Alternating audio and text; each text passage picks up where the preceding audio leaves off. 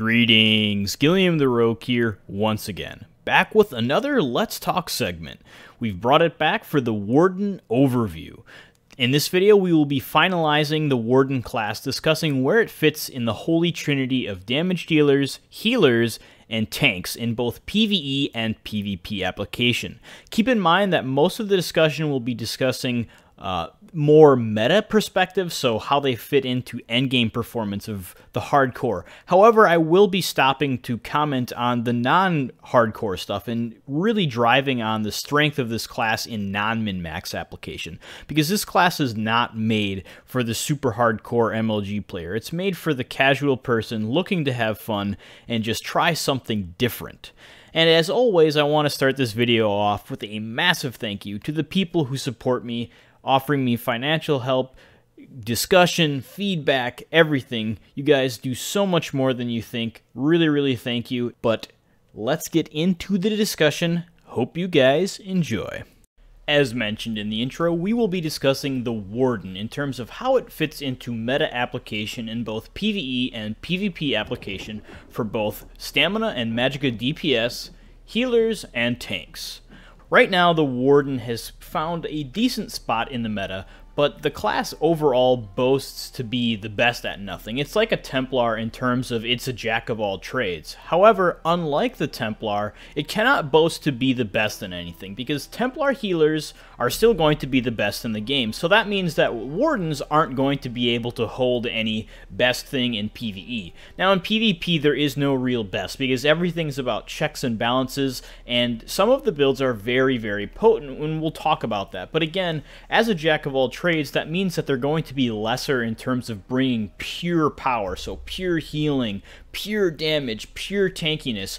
They're not going to boast those things as, say, like a Dragonite tank, or a Sorcerer DPS, or a Templar healer, but they're still pretty powerful. They're able to access all content in the game except maybe veteran hard modes, halls of fabrication for like the Magicka Warden and stuff, because that is a little bit weaker than hoped. But again, I'll be giving feedback in this as well. Hopefully that reaches the right people. We get really good discussion out of it, and we can make the Warden into a better class. It doesn't have to boast the best DPS, but if it brings something awesome and stellar to the group that's unique, then it can be salvaged. But we'll start things right off with the PvE tank application of the Warden. Right now, the Warden tank is pretty powerful, but it's definitely not the best. Usually players are going to stick with the tried and true DK tank that just has ultimate generation, resource management, group shielding, really, really efficient skills. But the Warden still has a lot of potent tools, and they actually function quite well as off-tanks, especially after the massive change to the small meta that we had, where a bunch of DKs were stacking high HP and giving shields and spamming spell sim for infinite Magicka. Now that that has been nerfed almost into the ground, Wardens have definitely rised up in power as an off-tank role, because they're not just shied out by the staggering power that the DK holds. The really cool thing about Warden tanks is that they have an AoE form of major resolve in ward for the group. Granted, this will only go to the 5 nearest allies, but it will focus on people who do not have the buff. So if I'm standing right next to my main tank and he already has the buffs, Frostcloak is going to say, oh, I don't need to give it to him. I'll go to the next nearest target who doesn't have this. So that's the nice thing, is it's going to go to 5 other people other than ourselves, and in a raid, a lot of people, especially Sorks if they're running Boundless Storm, or Nightblades if they're using Twisting Path, or Surprise Attack, or Shadow abilities, they're going to have these buffs. So other classes like the Templar or something who might not have them as readily available, they're going to be able to get that 8% damage reduction, and it's going to be really, really powerful. However, it's not totally unique. It's not something that the Warden boasts alone, because again, these buffs exist in many classes. Nightblades get them from casting shadow abilities. Sorks get them from using their Hurricane ability, so if they're stamina or Magicka, they can use Boundless if they're Magicka. I believe Templars get it from their rune, so they have forms of this buff accessible to us, and the Dragonite obviously has volatile armor, which is really strong. And then there are other item sets like Mighty Chuden, which are really efficient nowadays because they save bar spots and give the same buff while freeing up that bar space. So Frostcloak, kind of not all that OP right now. It's could have been a lot better implemented if it was a unique buff, something that no one else had. But at the same time, you want to make sure a class has access to Major Warden Resolve. So Frostcloak is pretty decent, but it's not super crazy. The really nice thing is that we have morph options with this, which we can get like really big group coverage, or we can grant ourselves minor protection, which is quite rare unless we look at super high costing abilities like Circle of Protection. But again, there's going to be a deficit for the Warden. We're at a deficit because we're only giving that to ourselves, that minor protection, while Circle of Protection, which gives us and 5 nearby allies minor protection. So again, no unique buffs is really hurting the class.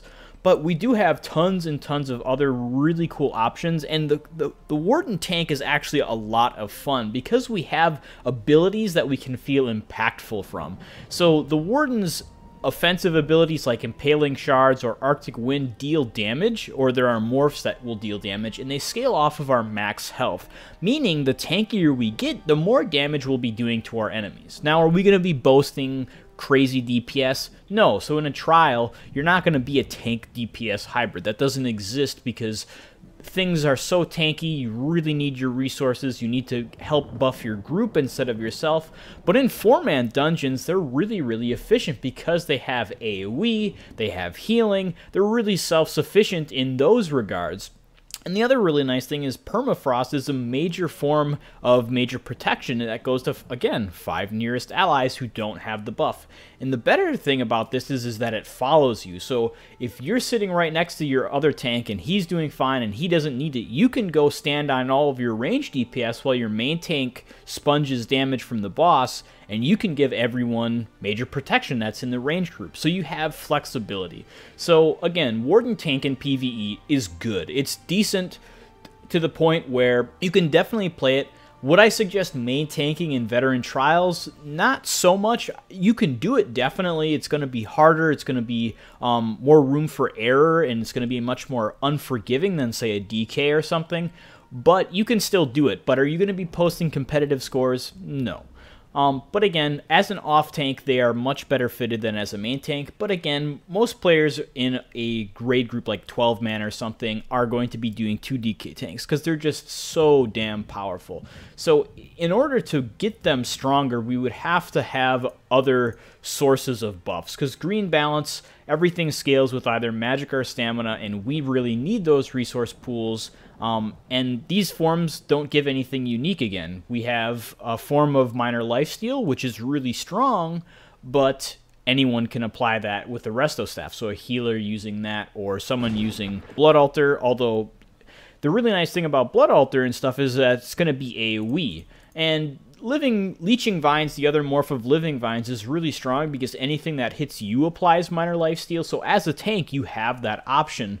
But again, it would be better suited as a healer sort of thing. So they're not bringing anything super stellar to the table in terms of 12-man content. But again, in 4-man content, they're very powerful.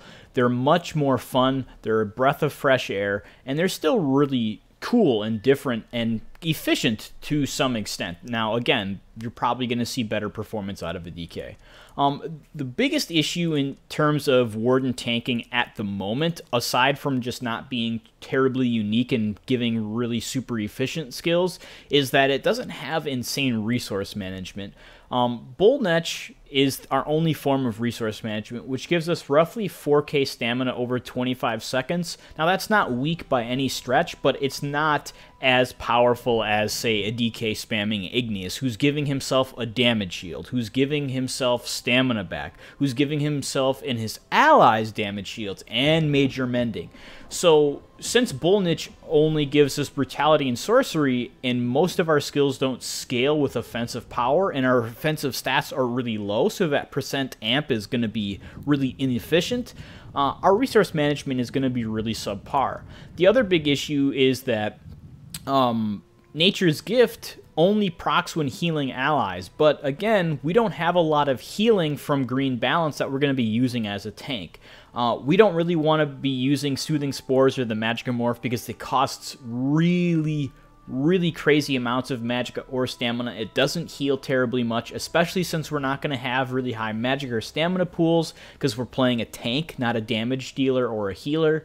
We're not going to have super high crit. So we have very little form of resource management compared to, say, a Dragon Knight or something. So again, another big issue. Now, in terms of PvP application, things change up quite drastically because PvP is a different beast. It's not about tuning numbers to the point of min-maxing. You have much more freedom because PvP is more about player skill and versatility than it is about bringing unique stats and just buffing the ever-living shit out of everyone in your group. So the really cool thing about the Warden tank is, again, our abilities scale with max health. And they're going to be really hard to kill because of that, while still dealing decent damage. Now, are we going to be solo killers like quote-unquote stamina Sork tank who's got like sword and board and tumor scale and all of that cancer bullshit?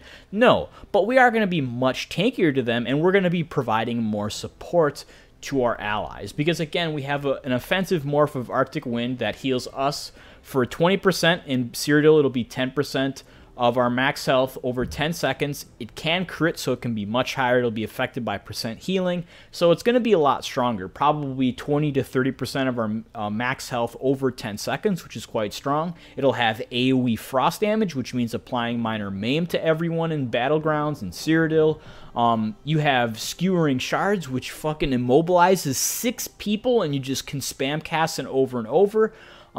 So we are really, really efficient. It's like the DK Talons, but more efficient, because DK Talons applies minor maim to only 6 targets. But since Impaling Shards is frost damage, every tick of frost damage has a chance to apply minor maim, and we have Glacial Presence, which increases the chance to apply minor maim.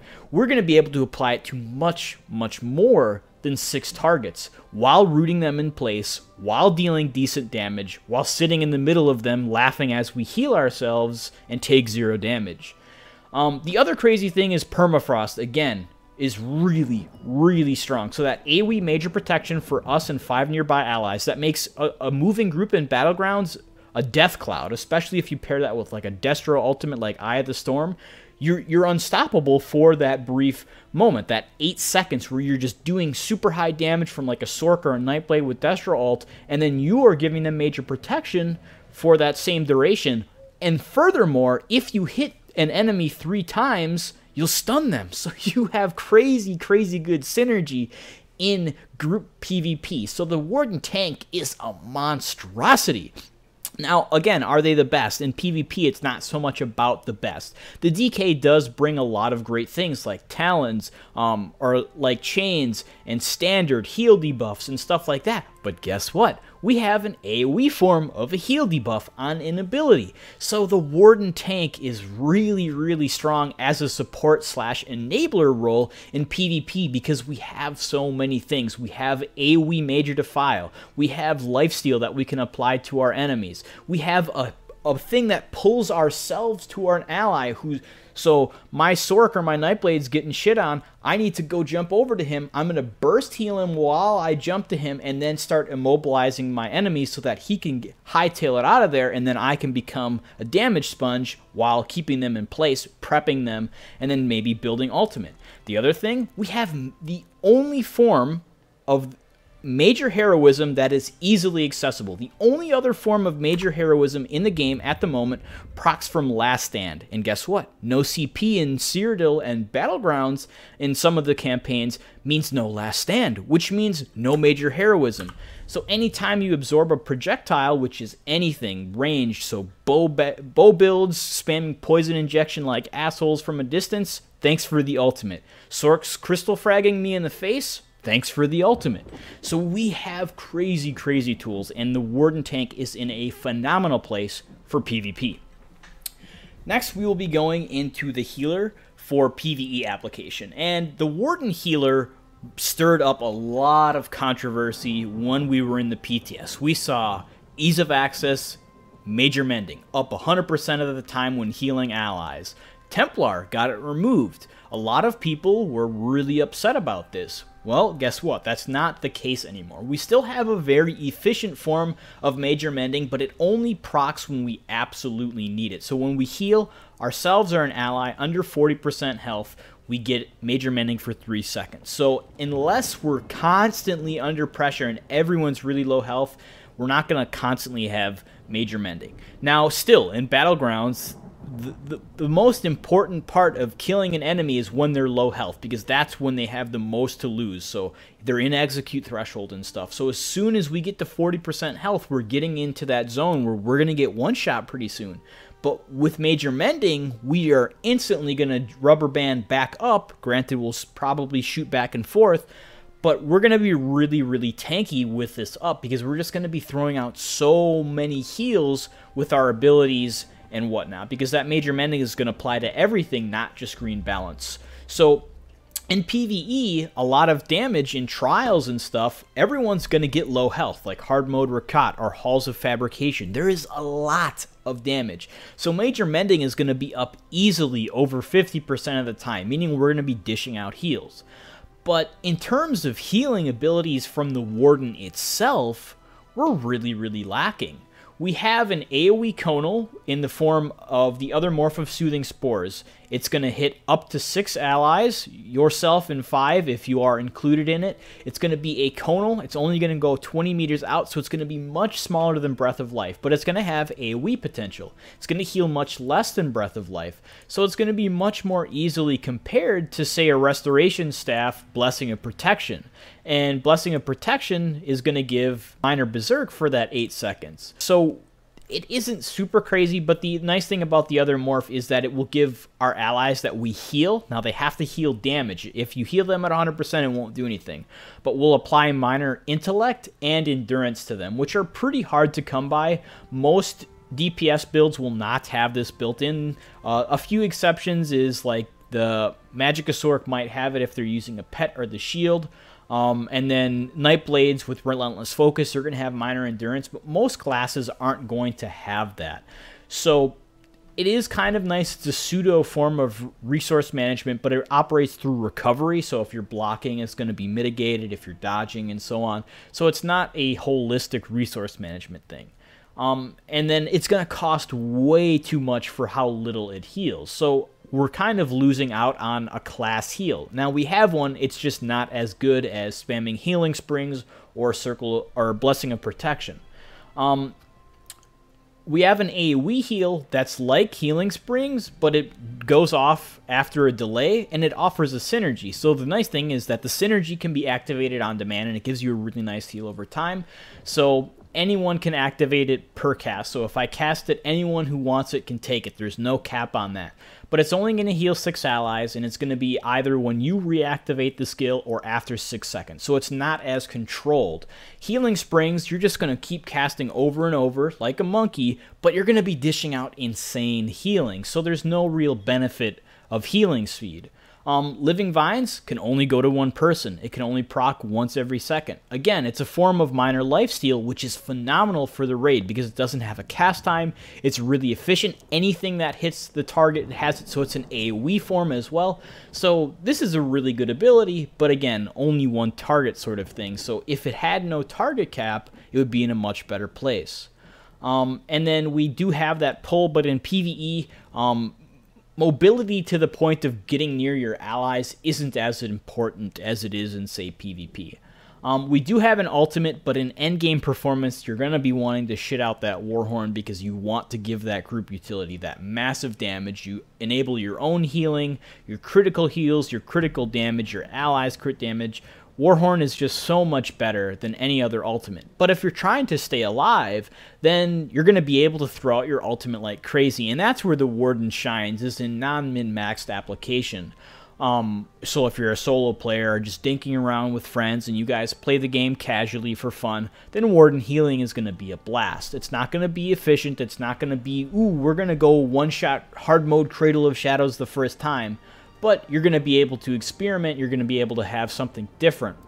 And our ultimate heals a lot. There's a morph that gives us 20 ultimate pretty much whenever we heal someone with it. So, and it costs very little. So really, really efficient. But again, they're not pushing the Templar out of PvE healing. They don't bring anything terribly unique, and a lot of their skills are just lackluster in terms of what they do. They either don't operate as efficiently as something else, they cost too much, they do too little, yada yada. Now, in PvP application, again, this kind of changes because we're not really worried about unique buffs. We're worried about being versatile, being different, and then having high skill growth or potential that can be accessed by a really good player. So since we do have that added mobility of being able to pull ourselves to an ally, that means as soon as someone's in trouble, we can pull ourselves to them and just start dishing out healing. Since ultimates aren't so much about bolstering damage and more about just keeping you alive, that Secluded Grove is going to be really, really OP because you're going to be healing people under 50% health to get that 20 ultimate back constantly. So you're going to be really, really obnoxious as a PvP healer because, again, you have a form of ease of access, major mending. You have minor toughness, increasing you and your allies' health by 10%. Since Warhorn does the same thing in PvE, this is whatever. But in PvP, unless you're in a really large group or coordinated group, then you're not going to have that extra 10% health. So Wardens bring a lot of great versatility to the table in PvP and are going to be really great healers. Now again, are they going to beat Templars? Probably not, because they don't have a form of ease of access purging for our allies. Their resource management isn't as good. They're not as they can't take as much damage. They can heal a lot of damage, but they can't take as much as like a Templar who just becomes really, really hard to kill really efficiently because they're standing in their house, getting buffs, getting resource management, getting healing, and then being able to heal allies, versus a Warden who has to access so many different skills to get the same thing. So still probably not going to push the Templar healer out of place in PvP, but they're going to be viable. They're going to be fun. They're going to be different, and in Battlegrounds, especially where mobility is more important, the Templar lacks mobility, so Warden doesn't so much, so that really kind of helps bolster their importance in those sort of applications. So in PvP, again, we see the Warden really rising up from the dust, and instead of being left behind like in PvE because we don't have really unique skills, we're able to compensate because we have versatile skills. And again, since it's not about efficiency and bringing tons of really unique stats to the table, it's more about, okay, what do these abilities do? How easy are they to replicate? And so on. Since the Warden has those things, it's going to be really, really strong. Next, we'll go into Stamina DPS for PvE application. Warden at the moment is not the best DPS by any means necessary, especially in the stamina role, but they're also not the worst, so can brush your brow there. They're not the worst DPS as the stamina role. They're quite decent. Again, they're not going to be boasting anything crazy, but they're going to be really hard to play because the most important thing about stamina, or Magicka DPS for that part, as a Warden is Subterranean Assault, or the Scorch ability as its base form. This is the pinnacle of what makes or breaks the Warden in a DPS application, both single target, cleave, and AoE. This skill is everything in terms of how frequently you can manage it, how often you can hit it, and how easy it is to use for you. So the way that this skill works is we place it, and after 3 seconds, it's going to explode in a straight line. So if I'm moving around and stuff and I have enemies by that well, I have to make sure that I'm facing that well at the 3 seconds. So if I cast it from here because there's some guy over here and then I see an archer, I have to turn to be able to hit him instead of just being able to go throw a dot on him and then go back to my original target. So placement, positioning, and timing, the 3 hardest things in actual combat, are going to be what makes or breaks this ability. So the low cost, or the low duration, 3 seconds, means it's going to be really hard to manage. You're going to have to constantly be using this.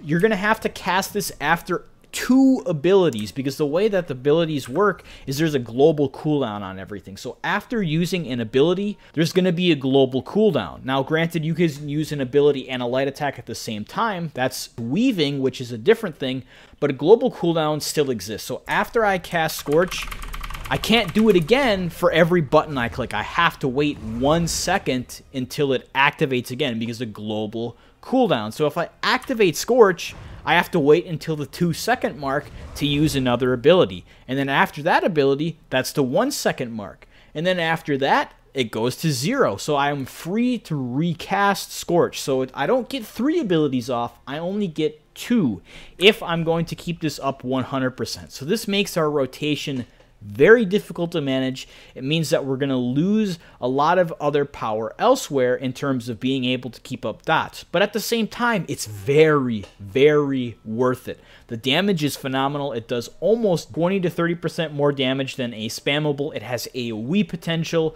As a stamina build, it's going to apply Major Breach and Fracture, which is going to be really helpful because it's an AoE form, so it's going to be very efficient in group and application because there is no other form of AoE, Major Breach, or Fracture at the moment. The only thing that it exists on is this that's in an efficient value. Now, it could exist on a few other skills, but they're not really meta.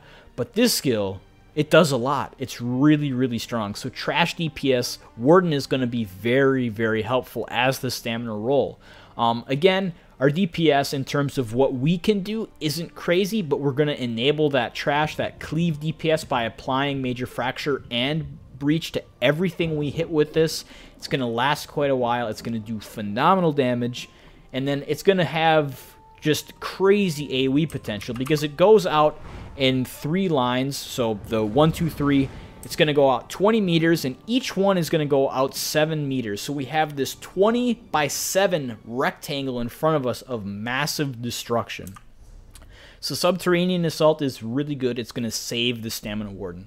We also have very good versatility because our spammable is ranged, so we can be melee or ranged with this. This means we can go dual wield, we can go full bow, we can go two-hander. It doesn't matter. We have a really good spammable. It gives us ultimate when we use, it heals us after casting, it gives us resource management for slotting, and it gives us 2% flat damage while on this bar. So it's really, really strong. Again, most of the times you're going to be wanting to run dual wield bow. This is the most damage. You can run two-hander bow because we do have that fucking fantastic spammable. We're going to have Subterranean Assault. We're going to lose a little bit of tankiness if we do that because Blade Cloak gives 25% damage mitigation from all mechanics in PvE at the moment. So unless you're getting light or heavy attacked, you're going to be 25% tankier. That's really hard to replicate with Brawler unless you're just able to hit so many targets that you're going to be really tanky, and that's not going to happen all the time. So dual wield bow, really strong on Stamina Warden. We're going to have AoE, cleave potential is going to be really high up. Our single target's going to be mediocre, decent, worthwhile, running in a raid most likely for that nice juicy splash, Major Fracture, and Breach. The other thing is we have really good ultimate generation, so if we use the new set War Machine, we're going to be able to throw out ultimates at a pretty reasonable pace without a very high deficit. Because the Nightblade or something can do that, but they're only going to be able to be single target because they're using Soul Harvest or Incap. While we don't have that cheap of an ultimate unless, oh, guess what? We have a bear. How much does he cost? Let's summon him, and look at that. 75 ultimate, only 5 more ultimate than the Nightblade, but guess what? We have a form of major heroism. The Nightblade doesn't. So Warden has really good ultimate generation, which means really high uptime, again, on War Machine. So we have options. We have cleave damage that makes it up that the Nightblade doesn't have built into their kit.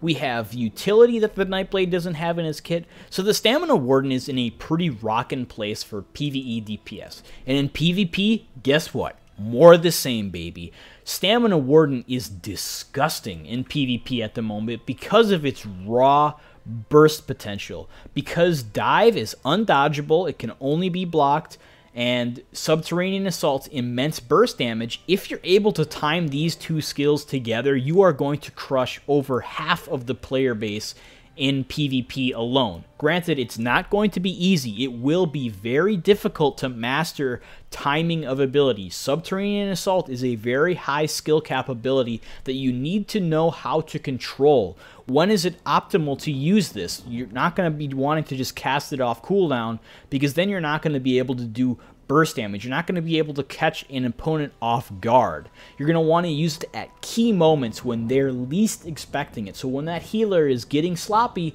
oh, I'm at 70% health. I don't need the heal. I can buff. I can do damage. Oh, guess what? I have a prize for you. 2 cutting dives in Subterranean Assault. Boom. Dead. Bye.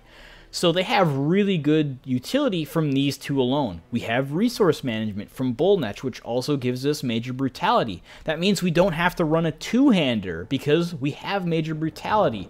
We have good healing from Green Lotus, which gives us major savagery. It only needs to be on 1 bar like Bullnetch. So we have really great stats for PvP application. We have decent healing, we have great burst damage, we have decent resource management. So the Stamina Warden is in a rockin' place in PvP, especially with burst. Now you can use 2-hander because the one issue that Stamina Warden has is a lack of ease of access crowd control. We have no CC built into our kit aside from Dawnbreaker, which is an ultimate, or Permafrost, which is an ultimate. So we're not going to be able to hard CC our enemies to get that easier burst off.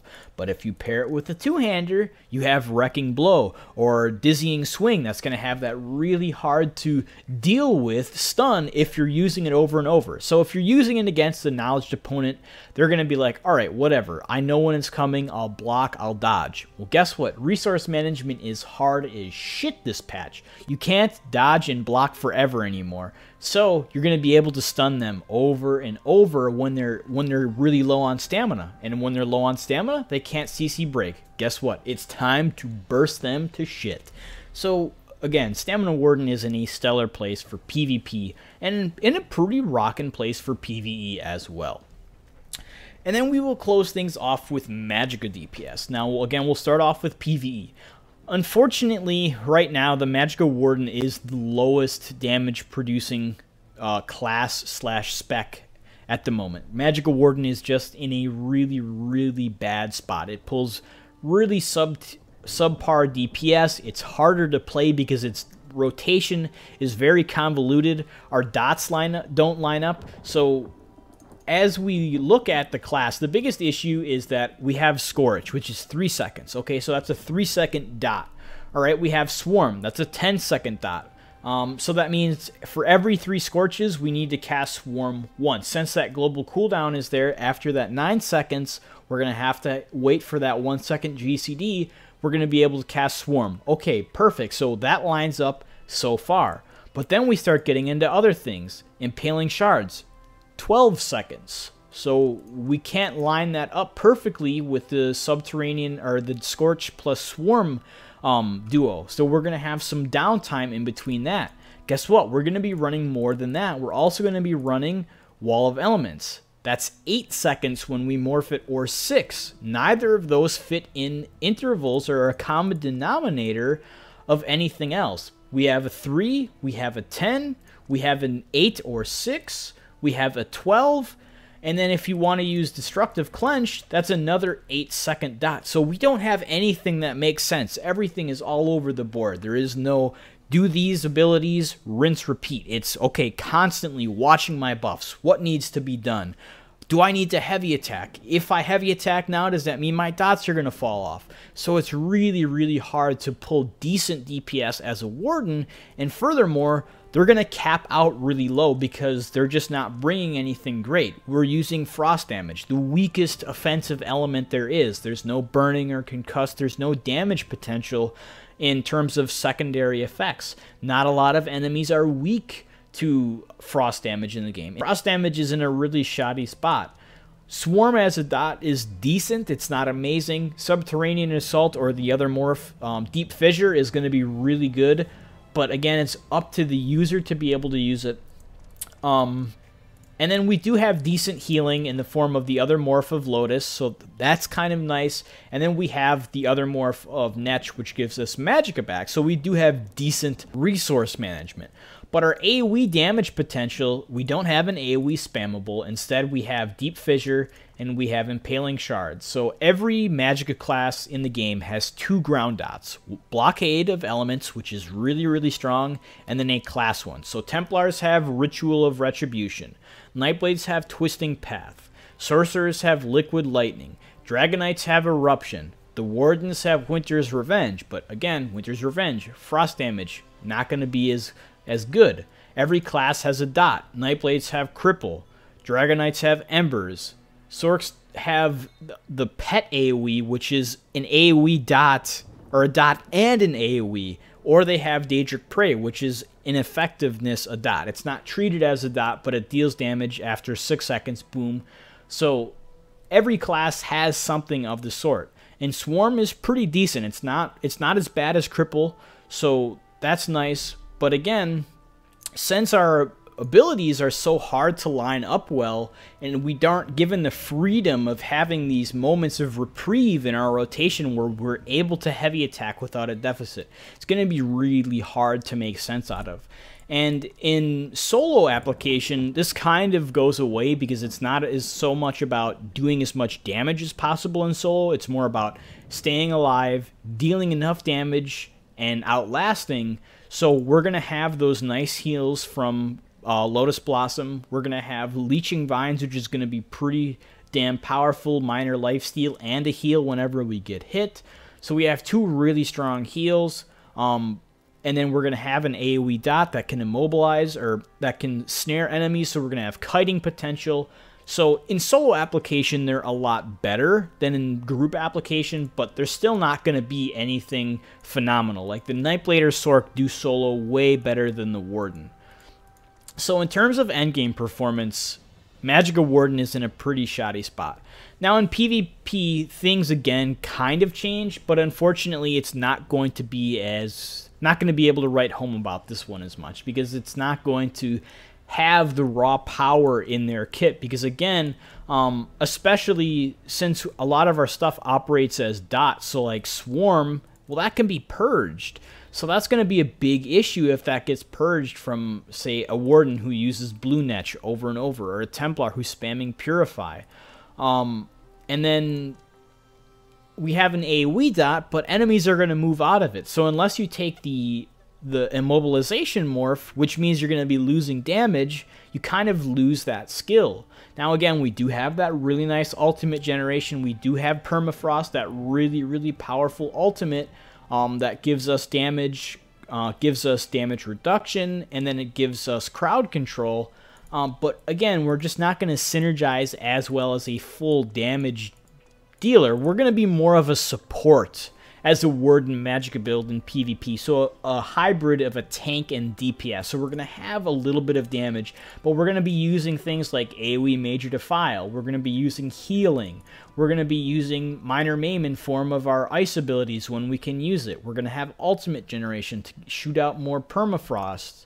So we're not about bursting our enemies. Now, I'm not saying that we can't, because Screeching Dive and Deep Fissure, we're going to have the one thing Stam Warden doesn't, and that's hard CC, because every 3 seconds we can stun the first target we hit with Deep Fissure. So we have CC, we have potential to kill, but again, it's not going to be as efficient as, say, just a Magic Sork who nukes his enemies with Streak Frag, Curse, and then Mage's Wrath. Like, you're just going to die to that, while a Warden has to line up their skills, they have to skill shot them, they have to time them, and they don't have as much burst potential. So, yeah, the Magicka Warden just, it needs some love right now. Now, it has decent passives, it has decent abilities, but the abilities just don't do enough compared to what other classes do, or they require too much to get that out of them.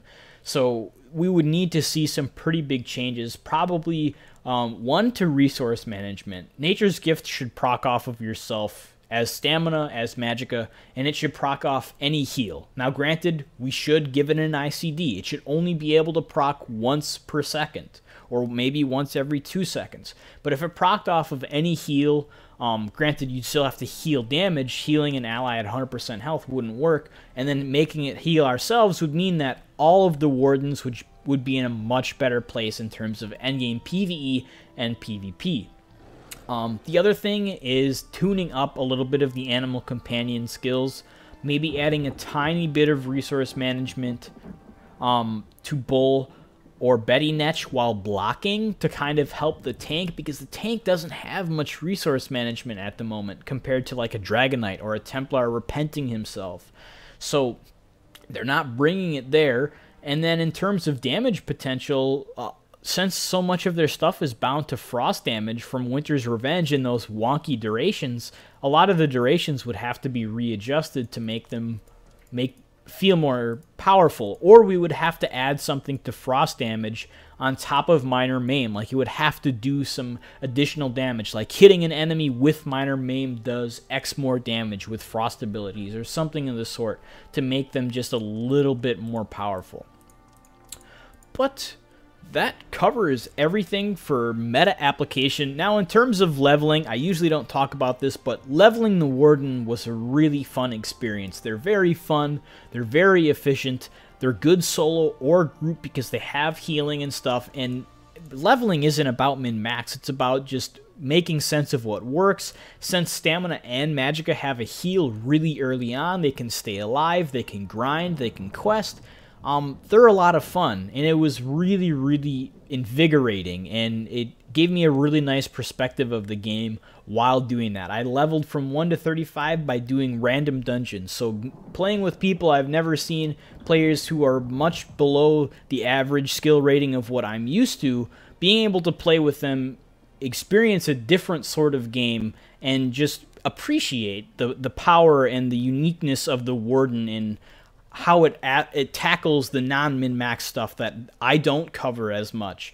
So the Warden was a lot of fun, and it's really, really efficient for that sort of stuff. So if you're looking for a different experience and you're not looking to post leaderboard scores or go farm vet hard mode, Riccata, or the new trial, then the Warden is going to be a really, really awesome choice as anything. DPS, healer, tank, PvE, or PvP. You're going to have fun with it if that's what you want. It's just something different and you don't intend to go hardcore MLG pro with it. But hopefully this has given you some insight in terms of where the Warden lies. Maybe it's helped you make your decision of, are you going to go Stam or Magic? Are you going to go healer or tank? Because we've talked about what are our strengths, what are our weaknesses. So hopefully that's given you a better idea and you can make a more informed choice. Or maybe it's not too late. You made your character and you're only level 10. You can go back and not feel bad about re-rolling. But again, I hope this has helped.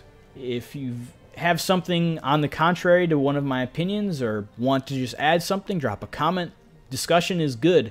And then talk about what you'd like to see done to the class to make them a little bit more impactful. Or if you feel they're too impactful in some regards, what would you like to see retracted? Maybe we can get this to the right people and raise some awareness on making the Warden into a much more balanced class for everything.